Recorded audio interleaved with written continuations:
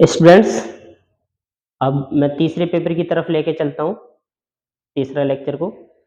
तो देखिए, इस लेक्चर में क्या है, उत्कृष्ट उत्कृष्ट धातुओं के उपयोग।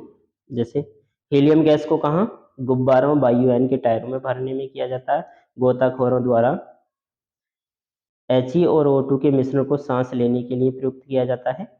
उसके बाद एनी का प्रयोग कहाँ किया जाता है, नियोन का। एक कोहरे को भेजने के लिए हवाई अड्डों पर संकेत के रूप में इसका प्रयोग किया जाता है। नियॉन ट्यूब बनाने में इसका प्रयोग किया जाता है। आर्गन का प्रयोग किया जाता है। आर्गन विद्युत बल्बों में, रेडियो बल्बों में आदि भरने में किया जाता है। और निष्क्रिय वातावरण करने के लिए इसका उपयोग किया जाता है। उसके बाद आरएन का जो है कैंसर के उपचार में किया, मोस्ट क्वेश्चन है। रेडॉन का प्रयोग कहाँ जाता है, थायराइड कैंसर के उपचार में इसका प्रयोग किया जाता है। उसके बाद राउल्ट का नियम क्या होता है, किसी विलयन का वाष्पदाब अवनमन, किसी विलयन का वाष्पदाब अवनमन विलय के मोल प्रभाज के क्या होता है, बराबर होता है। देखिए, किसी विलयन का वाष्पीय वाष्पदाब अवनमन क्या है, विलय के मोल प्रभाज के बराबर, अर्थात P0 माइनस PS बटे P0 बराबर स्मॉल n बटे small n plus capital M।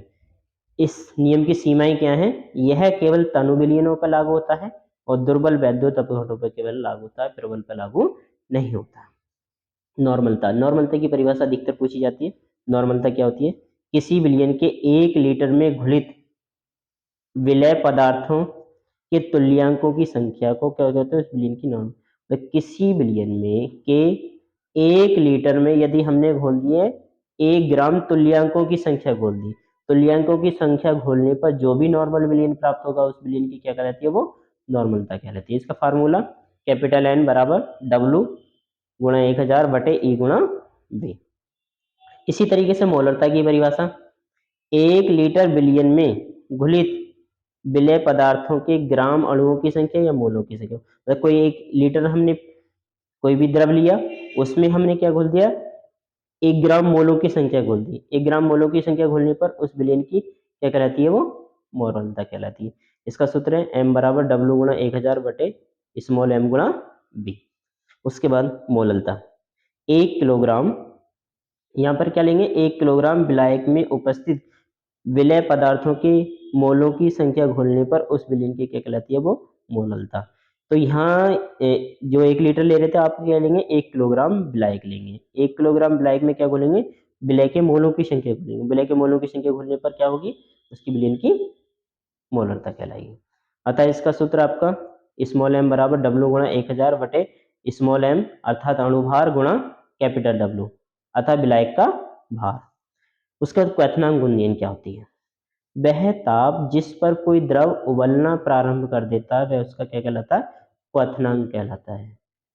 तथा अवाष्यशील पदार्थ मिलाने पर उसके क्वथनांक में जो भी उन्नयन होगा अर्थात जो भी वृद्धि होगी उसे क्या बोलेंगे, क्वथनांक उन्नयन कहते हैं। इसका आप जो है मोलर वाले का आप लेंगे यहाँ पर 100 में लेंगे, अर्थात स्मॉल m बराबर 100 गुणा केवी गुणा स्मॉल w बटे डेल्टा टीवी गुणा कैपिटल W। आप मोलल के लिए ले रहे हैं तो आप यहाँ पे 100 की जगह कितना लेंगे आप, 1000 गुणा केवी गुणा capital W, sorry small w बटे डेल्टा टीवी गुणा क्या, कैपिटल W। उसके बाद हिमांक, तो हिमांक की परिभाषा है वह ताप जिस पर कोई द्रव क्या करने प्रारंभ कर देता है, जमना प्रारंभ कर देता है वह उसका क्या कहलाता है, हिमांक कहलाता है। तथा उसके हिमांक में जो भी अवनमन होता है उसे क्या बोलते हैं, हिमांक अवनमन। आसान सी परिभाषा दोनों की। उसके बाद मोलर हिमांक अवनमन की को आप मोलर के लिए लेंगे यहाँ पर 100 गुणा KF गुणा स्मॉल w बटे डेल्टा TF गुणा क्या, कैपिटल W। आप जो है मोलल में लेंगे क्या, 1000 लेंगे। तो जहां करके मैं तो आपको बता दूं, स्मॉल w विलय का भार होता है, कैपिटल W विलायक का भार होता है, डेल्टा TF हिमांक अवनमन होता है और KF क्या होता है, अवनमन स्थिरांक होता है।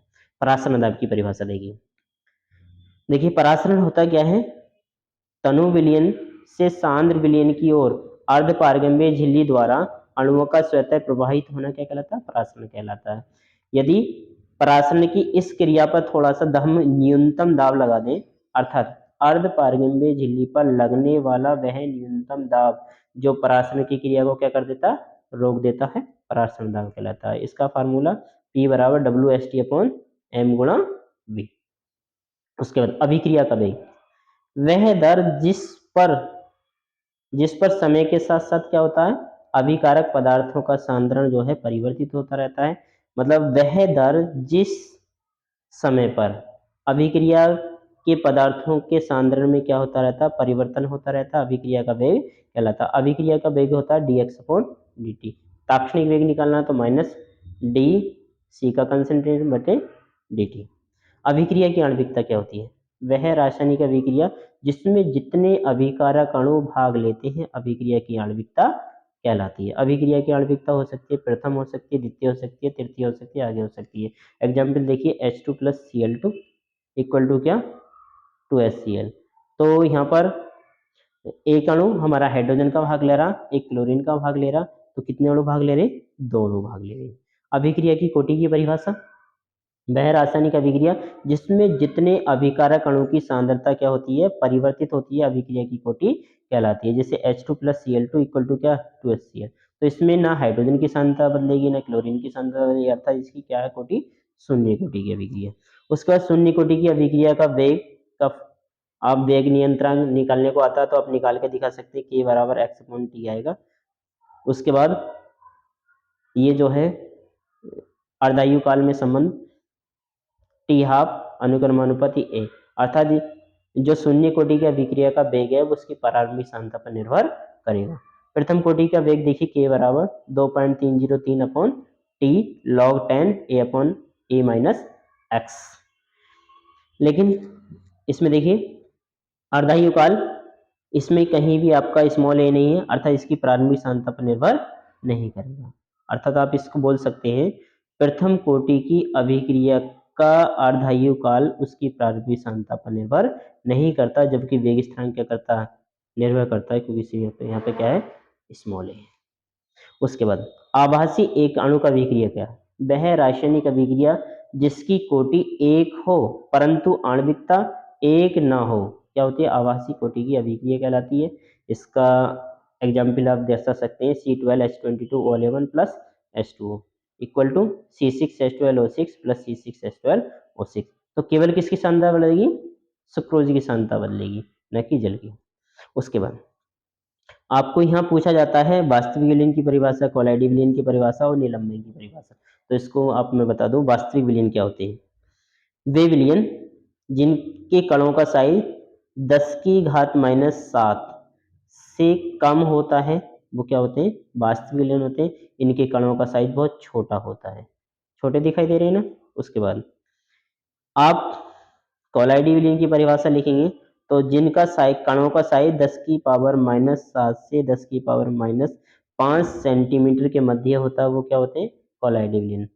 अर्थात इसको बोल सकते हैं वास्तविक विलयन और निलंबन के मध्य की अवस्था को क्या कर सकते हैं, कोलाइडी विलयन। अब निलंबन की परिभाषा आप कैसे लिखेंगे, जिनके कणों का साइज 10⁻⁻5 सेंटीमीटर से क्या होता है, अधिक होता है, अर्थात 1000 nm से क्या होता है, अधिक होता है, वो क्या कहलाते हैं, निलंबन। तो देखिए इसके कणों का साइज क्या है, अधिक है।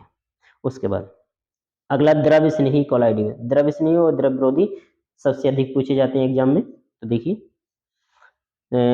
इसे बोलते हैं लायोफिलिक, लायो का मतलब लिक्विड, लिक्विड लविंग, अर्थात ये क्या होते हैं, लिक्विड लविंग होते हैं, अर्थात द्रव से स्नेह करने वाले।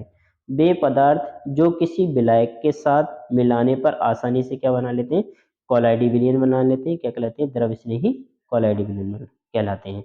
एग्जाम्पल इसका जिलेटिन है, गोंद है, स्टार्च है। उसके बाद द्रव विरोधी इसका एकदम उल्टा, लिक्विड हिटिंग, अर्थात द्रव विरोधी, द्रव से घृणा करने वाले।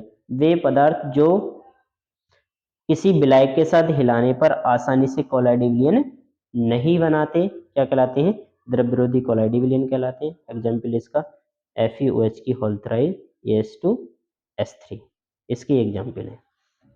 उसके बाद हार्डी-सुलज़ नियम देखिए, हार्डी-सुलज़ नियम 2 नियम है।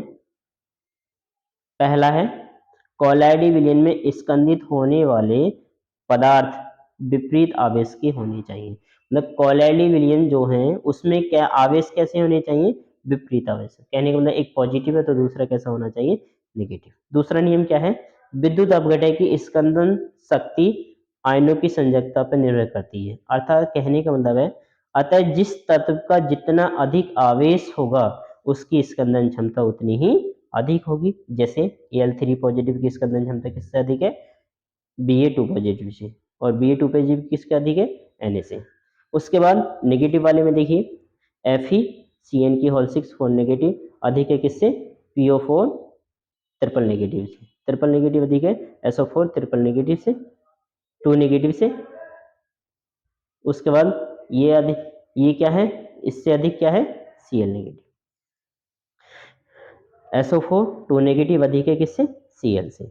उसके बाद स्वर्ण संख्या की परिभाषा देखिए, आप समझिए, किसी द्रव स्नेही कोलाइड की स्वर्ण संख्या, किसी, वो भी किसकी, द्रव स्नेही कोलाइड की स्वर्ण संख्या मिलीग्राम में वह न्यूनतम भार है जो गोल्ड सॉल्ट के 10 ml में उपस्थित होने पर 10% NaCl के 1 ml विलयन द्वारा इसका स्कंदन होने से रोक देगी।